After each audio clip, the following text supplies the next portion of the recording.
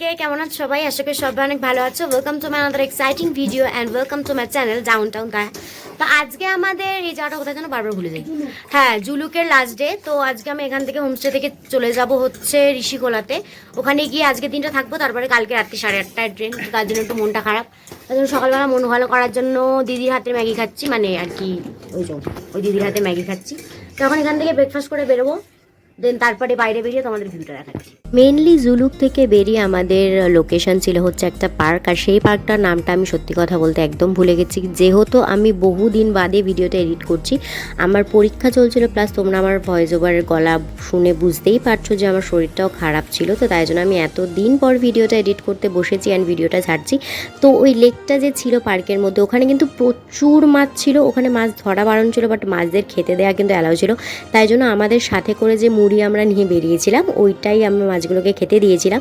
তো তারপরে মাছগুলোকে খাইয়ে দেয়, আমরা চারিদিকটা ঘুরে ভালো করে দেখছিলাম। বাট ওখানে গিয়ে আমি একটা কারণে আপসেট হয়েছি, সেটা হচ্ছে আমি সত্যি কথা বলতে পার্ক বলতে যেটা বুঝি সেটা হচ্ছে চারিদিকে প্রচুর স্লিপ থাকবে, দোলনা থাকবে, ঢেকুচকুচ থাকবে, এই সমস্ত কিছু। বাট ওখানে কিছুই ছিল না, শুধু এক্সপ্লোর করার মতো ঘোরার জায়গা ছিল, কয়েকটা সুন্দর সুন্দর মন্দির ছিল, এছাড়া আর কিছুই ছিল না। এটা ছাড়া লেকের কিন্তু ভিউটা আমার বেশ ভালো লেগেছে। আর হ্যাঁ, তোমরা যারা এই লেকে গেছো সিকিমে ঘুরতে গিয়ে, তারা কিন্তু অবশ্যই আমার কমেন্টে জানিও যে আসল নামটা কি, আসল মানে এক্স্যাক্ট নামটা কি, আমি যেহেতু ভুলে গেছি। তো তারপরে আমরা লেক এক্সপ্লোর করে ওখান থেকে বেরিয়ে পড়েছিলাম কিন্তু আর একটা সুন্দর ভিউ পয়েন্ট দেখার জন্য। তো ওখানে ভিউ পয়েন্টটা যেহেতু একটু ওপর দিকে ছিল, তো ওখানে ওঠার সময় বেশ মজার একটা কাহিনী ঘটে গেছে। সেটা হচ্ছে যে আমাদের প্রত্যেকেরই ওপরে উঠতে একদম পা ব্যথা হয়ে গেছিলো। বাট তার মধ্যে থেকে পারমিতাদি সুকান্তদাকে আবদার করে বসে যে পারমিতাদিকে নাকি কোলে করে ওপরে তুলতে হবে। তো সুকান্তদা আর কী বা করা, সুকান্তদার হালাত খারাপ ছিল, বাট তা সত্ত্বেও আর যাই হোক, ভালোবাসার মানুষের আবদার তো নাকচ করা যায় না। তো সেটার জন্য সুকান্তদা একটুখানি প্রথমে নকরা করলো, তারপর কিন্তু পারমিতাদিকে কোলে তুলে নিয়েছিল।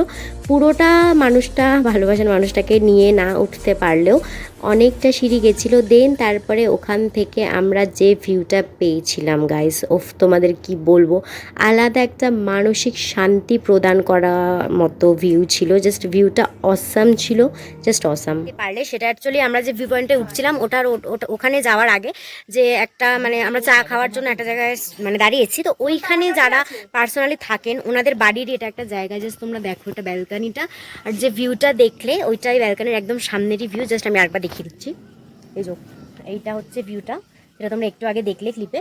তো এইখানটায় বসে যে কি একটা স্যাটিসফ্যাকশন লাগছে, মানে সব স্ট্রেস দূর হয়ে যাচ্ছে। তো মানে আমি জাস্ট ভাবি যে এখানকার মানুষগুলো কতটা লাকি, এত সুন্দর একটা জায়গা ওরা অনুভব করতে পারে। তো আমরা এখন এখানে একটু স্টে করবো, চা পানি খাবো, দেন তারপরে যাবো। সুন্দর একটা ভিউ এনজয়িংয়ের পর এখন কিন্তু আমরা চলে যাচ্ছি আসল যে ভিউ পয়েন্টটার জন্য আসা, সেইটা উপলব্ধি করতে। তো সেটার জন্য সিঁড়ি বেয়ে উপরে উঠে জাস্ট ভিউটা দেখার পরে মনটা আলাদাই শান্তি লাগছিল। প্রথমত শান্ত তো ছিল এই ভিউটা এনজয়ের সময়, দেন তারপরে এই ভিউটা দেখার পরে তো আর জাস্ট কোনো কথাই হবে না। আর আমরা যেখান থেকে ভিউটা দেখছিলাম, ওটাই বেসিক্যালি একটা মন্দির ছিল। আমরা দেখি নেক্সট লোকেশন কোথায় যাওয়া যাক বা যাওয়া যায় এখনও জানি না। এখন আপাতত গাড়ির দিকে যাচ্ছি, সবাই আসছে মোটামুটি, এখনও জানি না নেক্সট লোকেশন কোথায় যাব। চলো জায়গা শুনছি তো বিষ্ণু বিনায়ক নাম মন্দির বলে কোনো একটা জায়গা আছে, ওখানে যেতে পারি, এবার জানি না, চলো দেখি। সেই দিনটা ওয়েদারের দিক থেকে আমি লাকি থাকলেও কিন্তু আমরা যে মন্দিরটার প্রথমে যাব হয়েছিলাম, মানে বিষ্ণু বিনায়ক মন্দির, ওখানে যাওয়ার আগে একটা মনস্ট্রি পড়েছিল। তো ওখানে গিয়ে আমরা ভেবেছিলাম যে আরও হয়তো একটা সুন্দর বৌদ্ধ মূর্তির দর্শন পাবো। বাট আমরা যেই সময় গেছিলাম সেই সময় অলরেডি মন্দির কিন্তু বন্ধ হয়ে গিয়েছিল। ওরা ছবি তুলছে, আমি আর তুলিনি, আমি কয়েকটা ছবি তুলে চলে এসেছি, কারণ এখন মন্দিরের যে মেন দরজাটা ওটা বন্ধ করে দিয়েছে, মনে হয় ঠাকুর খাচ্ছেন বা সামথিং কিছু হবে। আর তার মধ্যে বৃষ্টিও পড়ছে ফোটা ফোটা, আমার ঠান্ডা লেগে গেলে কালকে দিনটা ভালো করে ঘোরা হবে না, আমি সেটা চাই না। তো তাই জন্য আমি এখন গাড়িতে চলে যাচ্ছি, আমি গাড়িতে গিয়ে বসি, ওরা কখন আসে দেখি। সে আই লাভ রেনহক জায়গাটার নাম। আর এই যে মন্দিরটা, আমরা এর ভেতরেই যাবো। আর ওই যে দেখো, এই জিনিসটা আমার খুব অ্যাট্রাকটিভ লেগেছে, এই সমুদ্র মন্থনের যে বিষয়টা সুন্দর করে ফুটে তুলেছে, বেশ ভালো লাগছে দেখতে। তো চলো ওখানে গিয়ে কয়েকটা ফটো তুলে নিই, দেন তারপরে মন্দিরের ভেতরে ঢুকে তোমাদের সাথে আবার সব ঘোরা শেষ। এখন আমরা যাচ্ছি ঋষিকোলা, আর ঋষিকোলা যেতে মাত্র 20 মিনিট সময় লাগবে। এত তাড়াতাড়ি যেতে ইচ্ছা করছে না, বাট তবুও যেতে হবে। তো আজকের মতো আমাদের ঘোরাঘুরি ডান। এখন ঋষিকোলায় যাব, ওখানে গিয়ে হোমস্টেতে। আর আমি যতদূর শুনেছি যে ঋষিকোলা একটা নদীর পাশে আমাদের হোমস্টেটা হতে পারে, তো গিয়ে দেখি কতটা সুন্দর ভিউ হয় বা কি সামথিং লাইক দ্যাট। তো চলো দিয়ে দেখি আগে কেমন কি ভিউ পাই বা কি। হ্যাঁ, তোমাদের অনেকের হয়তো মনে হতে পারে যে আমি মন্দিরের ভেতরে গেলাম, বাট মন্দিরের ক্লিপগুলো কোথায়। সত্যি কথা বলতে মন্দিরের ভেতর ছবি তোলা অ্যালাউ থাকলেও ভিডিও করা কিন্তু অ্যালাউ ছিল না। তাই জন্য আমরা যে কটা মন্দিরের ভেতর ছবি তুলেছিলাম মূর্তিগুলো, সেইগুলো কিন্তু অলরেডি তোমরা থাম্বনেলে দেখতে পেয়ে গেছো। আর তারপরে আমরা এখন চলে যাচ্ছি ঋষিখোলে, আমাদের যে হোমস্টেটা ছিল সেইখানে। আর ওটা কিন্তু ছিল একদম নদীর পাড়ে আর নিচের দিকে, তাই জন্য ভারী ভারী লাগেজগুলো ওখানকার কেয়ারটেকার নিয়ে গেলেও বাকি যে লাগেজগুলো ছিল ওগুলো নিয়ে কিন্তু আমাদের অনেক চড়াই উতরাই পেরিয়ে যেতে হচ্ছিল নিচের দিকে। আর সত্যি কথা বলতে আমি যখন ওখানে গিয়ে দেখলাম যে আমি যতটা এক্সেপ্ট করেছিলাম যে লোকেশন কেমন হবে বা ভিউ কেমন হবে তার থেকেও বেশি ছিল। তো ওটার জন্য আমার মনে একটা আলাদাই আনন্দ উৎফুল্লতা কাজ করছিল, যেটা তোমরা আমার এক্সপ্রেশন দেখে আই থিঙ্ক সো বুঝে গেছো। যাই হোক, তো আমার এখনও এক্সাইটেড লাগছে, এতটা এখনও মিস করছি জায়গাটাকে, আমার কথা জড়িয়ে যাচ্ছে। আর নদীর জলটা এতটাই পরিষ্কার ছিল যে তোমরা নিজেরাই দেখলেই বুঝতে পারবে যে ওখানে আমি কোনো ফিল্টার না করেই জলটা যেন নির্দ্বিধায় খেয়ে নিতে পারবে, এতটাই পরিষ্কার ছিল। আর এই যে বাঁশের সাঁকোটা তোমরা দেখতে পেলে না, ওইটার ওপর দিয়ে যখন যাচ্ছিলাম না, একটা আলাদা ভয়, আলাদা অ্যাডভেঞ্চারিয়াস এক্সপিরিয়েন্স কাজ করছিল, যেহেতু ওটা একদম সরু ছিল প্লাস অনেকটা নড়বড়ে ছিল। বাট ওখানকার ভিউটা কিন্তু জাস্ট সেরা ছিল, সেরা মানে সেরা। তো ওখানে গিয়ে আমরা যেটা দেখলাম যে আমাদের যে জায়গাটা রুম দিয়েছে ওই জায়গাটা থেকে ভিউটা সকালবেলা হোক বিকেলবেলা হোক সন্ধ্যের আগে বা অন্ধকারের আগে এত সুন্দর আসতো যে জাস্ট বলে তোমাদের আমি এক্সপ্লেন কখনো আগে করতেও পারিনি, এখনও পারবো না। বাট যতটা ভিডিওর মাধ্যমে তোমাদের কাছে পৌঁছে দেওয়া যায় সিকিমের সৌন্দর্যটা।